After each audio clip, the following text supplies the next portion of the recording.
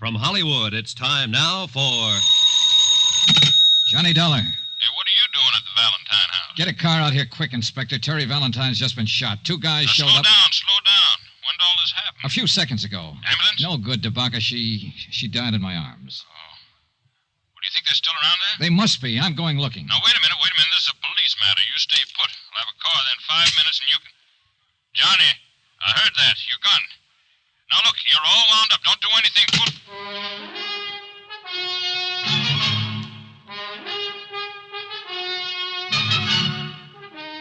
Tonight and every weekday night, Bob Bailey in the transcribed adventures of the man with the action-packed expense account, America's fabulous freelance insurance investigator... Yours truly, Johnny Dollar.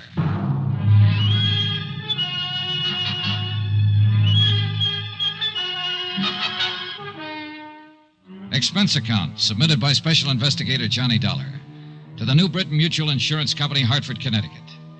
The following is an accounting of further expenditures during my investigation of the Valentine matter. Dan Valentine, ex-gangster, and, of course, your policyholder. But then his wife was killed, too. Then his lawyer. Then his daughter. The girl that I... 30 seconds after Terry Valentine died in my arms, I was stumbling down the gravel path that led from her house to the road. It had all happened so suddenly, I can't say that what I did from there on or what I felt was entirely rational. All I know is I hadn't heard a car leave the area, which meant the two killers were still somewhere nearby. Then, in the dim light, I saw the car. A man was climbing into it.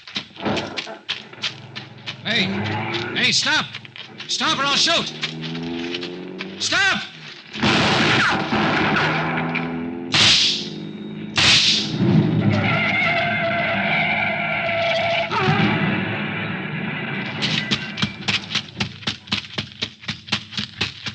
Get out of there.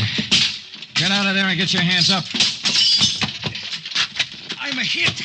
I'm afraid to move. Come on, get out. Come on. I'm coming. You two, come on. It's no use on him, mister. He used up. You got him real good. Oh. I need a doctor. Help me get to a Stop right there. Doctor. Stand still. You pretty tough fella. What's your name? Sisto. Sisto what? It's good enough for you. I need a doctor bad. Listen. Ooh. Tell it to me. Tell it to me right now. If you don't tell it to me now, you'll never tell it to anybody. Tell it! No. Tell it! I need a doctor. Tell it! I die first. Johnny! What is this? Who's he? He's going to kill me. Now, you better give me that gun, Johnny. Estate will take care of him. Thanks. I should have done it. I wanted to do it. I know, son. Come on, let's get out of here. But I didn't get out of there. I waited around while they dug the body of the other man out of the smashed-up car, and while they carried the still, limp form of Teresa Valentine away. She was the third member of the family who had died violently within 3 days.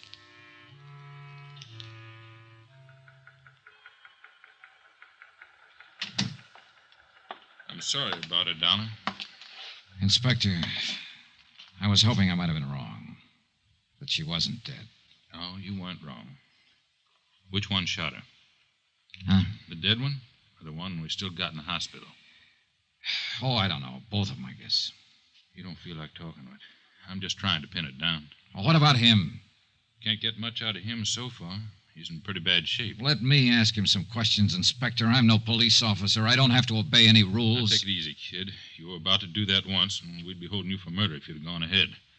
I know how you feel about Teresa Valentine. Has he said anything at all? Nothing. We found papers on him and the other one that makes them brothers, Sisto and Darby Chianti, from New York. So far, there doesn't seem to be any connection with the Valentines. But people like Valentine make a lot of enemies. But that girl doesn't figure. Yeah. I know you talked to her a lot these last couple of days, Johnny. What'd you say? Oh, nothing that had anything to do with this. You know yourself, she didn't even know her name was Valentine until her father got shot at. Yeah, that could have been an act. And you could have been 20 feet tall. Just trying. Try with that punk you got upstairs in the hospital. We will, Johnny. We will. Just... Pardon me.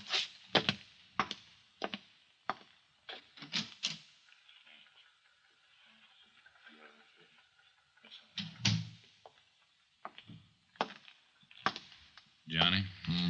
Got bad news. Maybe I spoke too soon. Why?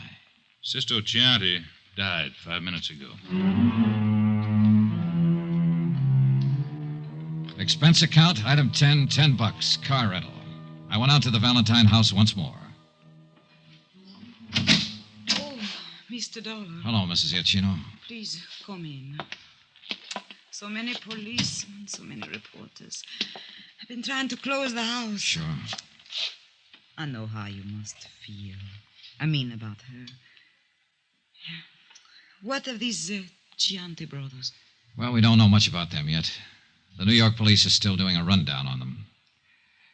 Don't let me stop you, whatever you're doing. I'll just look around if you don't mind. All right. Oh, one thing. Yes? Did Mr. Valentine make any provision for you? Yeah. He thought of me. $1,000. Whatever he was, the man I knew was kind and good. And his sins had been forgiven him. I spent 2 hours or better going from room to room, looking at the oils that Dan Valentine had painted. Pastoral scenes, happy scenes, gay scenes, all of them with colorful Italian backgrounds. I was thinking about that when I walked into Inspector DeBacca's office late that afternoon. I don't get it, Johnny. Don't get what? Here. This came from New York on the Chianti boards. Oh? They came to this country when they were 18 and 21. Both of them were naturalized citizens, lived with their father. Records? Not a thing. No trouble ever. What else? That's about it. New York police can't seem to locate their old man. Disappeared about a week ago. Lived on the east side. What's about him? That's another funny thing. He's taken out his papers and was due for an examination with the immigration people this week. They're looking for him, too.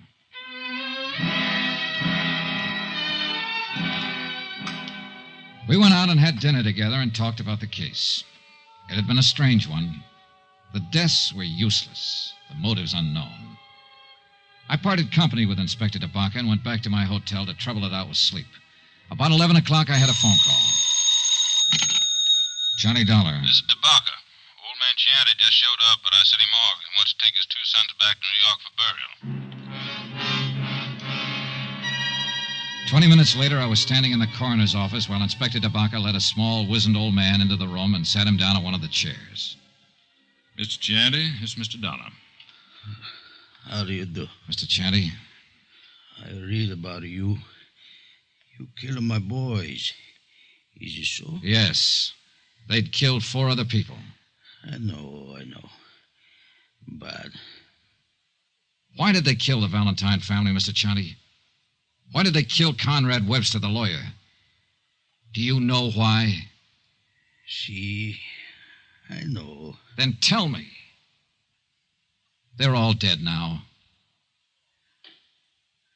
I'm still alive, Mr. Dollar. He refused to talk about his sons or any of their activities. DeBacca held him to answer to the immigration officials. He remained in his cell, silent and noncommittal to all visitors, including the chaplain. I appeared before the coroner's jury the following morning and was cleared of any charges. Pietro Chianti still had said nothing. And he looked at me as though he was going to keep on saying nothing. Mr. Chianti? I see you, Mr. Dollar. More questions? Dan Valentine's wife was your daughter, wasn't she? Wasn't she? All right, you don't have to admit it. I have a copy of the marriage license right here. It came from New York this morning. She was my daughter. Is that all you have to say now? I no talk. Then I will, Mr. Chianti. Because your daughter, Mrs. Valentine, had a daughter herself, Teresa. A lovely, wonderful girl that your 2 sons killed. I happen to know that girl. I might have been in love with her, I don't know. But I do know. She had to die, too. What? This Conrad Webster, Mr. Valentine, and my own daughter and granddaughter, they had to die. All bad.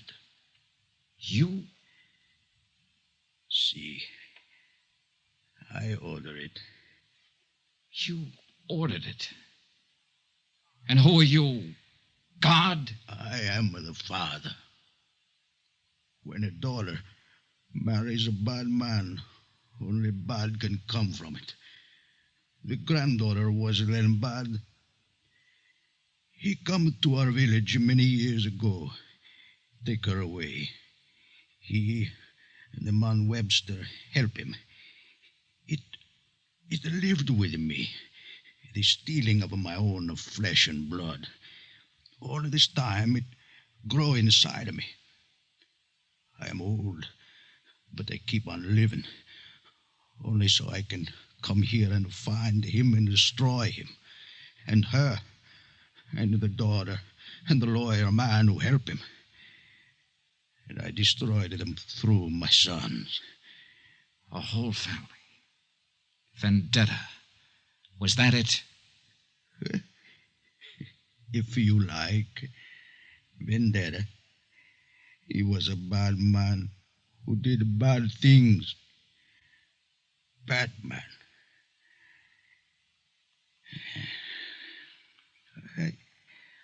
I smoke now. You have a cigarro, eh? The disposition of old Pietro Chianti is up to the Immigration Department. I didn't stay around New Orleans to learn the results of all the extensive examinations that would have to be completed to test his sanity. I'd had enough of the town. Expense account, item 11, $140.20, hotel and board. Item 12, $28, car rental miscellaneous. That includes flowers to the Valentine family. Item 13, same as item 1, $175. Transportation back home. Expense account total, $1,290.38. Remarks? Whenever I close my eyes, I can see a lovely girl standing at the bottom of a long, curving stairway, smiling, because I'm in the room. That's all. Yours truly, Johnny Dollar.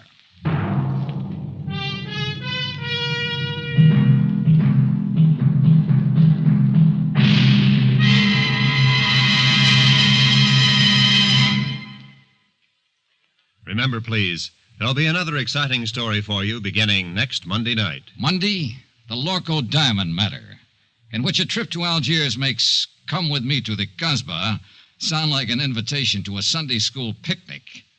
Join us, won't you? Yours truly, Johnny Dollar.